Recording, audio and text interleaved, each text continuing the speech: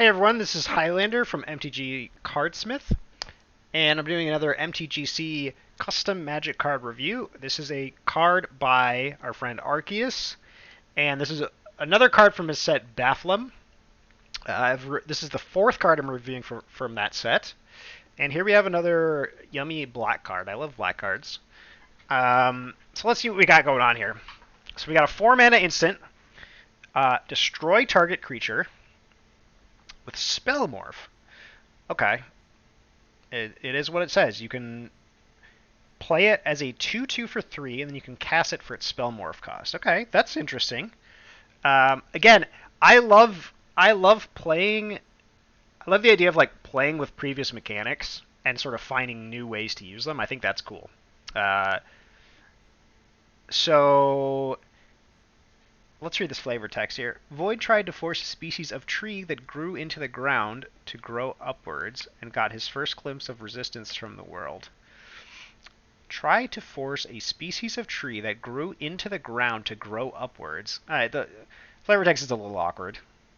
Got his first... and Alright, not a big fan of that flavor text. It's a little awkwardly written, but I get what he's trying to go for here. Very cool art, though. I mean... this is cool. I don't know. Big monster guy who made the big monster. Obviously, he's going to get destroyed. He's the target creature. Cool. Yeah, very cool art. All right. As far as the card itself, I think this is a cool card. 4 mana, destroy target creature. Instant is pretty on par for a common.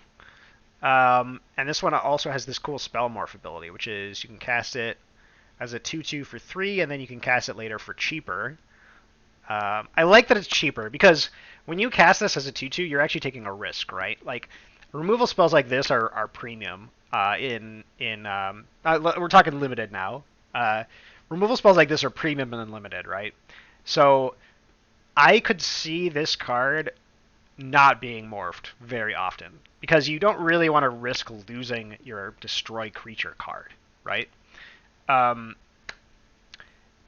to be honest, now that I think about it, you're actually paying 6 for this technically. Like a 2/2 for 3 is not a good card, right? Like a 2/2 for 3 is just not. It's way below par these days, right? Like back when Morph came out, a 2/2 for 3 was not that bad. But nowadays, a 2/2 for 3 is terrible. Like, you never want to play that card. So, like, I don't think that this is juicy enough to get somebody to play this as a morph creature. Like, if I had this card, I would probably never play it as a morph unless I had some sort of, like, payoff for doing so. But even then, you're kind of asking a lot.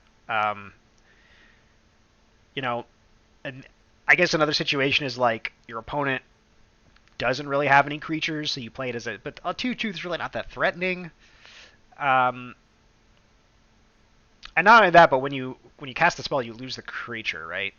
So I think that you could actually cost the spell morph as double black, and this card would still be fine, right? Because a double black now I'm kind of interested, because I'm only paying 1 extra now for the in total for the ability, or for the spell, excuse me. And like the thing is, the 2/2 creature is kind of irrelevant, but the ability to cast this card for double black, I think, is quite enticing, right? It's like they don't have a target for it yet. You play this on turn 3 as a 2/2. Next turn they play, 4-drop or a 5, like a 4-drop. You flip this over for 2, kill their thing, and then you get to play a 2-drop. Like that's nice tempo, and that makes me sort of interested in playing this as a morph. I guess one other thing to consider about Spell Morph is you could use this card to block and then flip it, and it becomes an instant, but the creature remains blocked, right? So that definitely is something that makes the 2/2 like not irrelevant now that I think about it. Because so you could block and like flip this thing, and then you've basically like fogged a creature while also destroyed a creature. That makes it a little bit more interesting. Um, yeah, I mean this. I still think it's kind of risky though. I still think I I would just be so worried about like tapping out for this. Okay, so I guess at its current the way it currently stands, the way you would probably play this card is you probably wouldn't morph it until turn 6, right?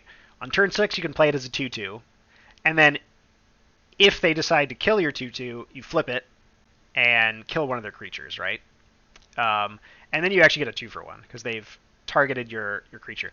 But however, in a set with spell morph, like assuming that there's no morph and that there's only spell morph, your opponent's probably going to be very aware of the fact that you can do that. So I doubt your opponent's going to run a removal spell into your 2/2. Like your opponent would probably rather you block and then flip and like be able to like fog a creature rather than try to kill your thing and then have you spell morph it. Um, so yeah, very interesting card. I mean, this is another one that's a little hard to gauge the power level on because Spellmorph is such like a unique thing, a unique ability. Um, so maybe this is okay as is, especially for a common. Yeah, okay. I mean, I think I'm okay with it. I tend to like to err on the side of lower power anyway. I tend to like kind of lower power sets personally. Um, but higher power sets are fun too, so don't get me wrong. Um, yeah, I mean, I like this card. I don't have too much else to say about it. I think I'll give this card a I think I'll give this card a 5 out of 5. It's the first 5 out of 5 I've given. But I like it. It's simple. It's interesting. I had to think about it. I had to think about how it would sort of play out, and it seems to play out pretty well. Um, yeah, I like this card. Oh, you know what? I'm sorry. I'm sorry, Arceus. I have to actually take it down to a 4 out of 5. And the reason is the flavor text. The flavor text is just a little too awkward. I'm sorry. I reverted your 5 out of 5 to a 4 out of 5, but it got really close. It got really close.